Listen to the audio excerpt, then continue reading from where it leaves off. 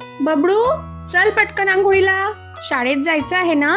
आई, कालच तर केली, आता उद्या करतो ना ग.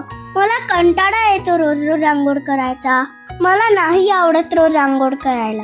असं नसतं रे बाळा, आंघोळ रोजच करायला पाहिजे, कारण आंघोळ करणं खूप महत्वाचं आहे. हे बघ, तू शाळेत जातोस, मग दिवसभर खेळतोस, घाम येतो, धूळ लागते, कुठेही हात लावतोस, मग त्यामुळे तुला तुझं शरीर तर स्वच्छ करावं लागेलच ना. शरीर स्वच्छ नसेल तर काय होईल? काय होईल? जर शरीर स्वच्छ नसेल तर जंतू आणि बॅक्टेरिया वाढतील. त्यामुळे काय होईल? खाज सुटेल, ताप येईल, जंतू हाताद्वारे पोटात जातील, मग यामुळे आजारी पडू शकतोस की नाही? म्हणजे रोज आंघोळ केली तर मी निरोगी राहणार, बरोबर? अगदी बरोबर.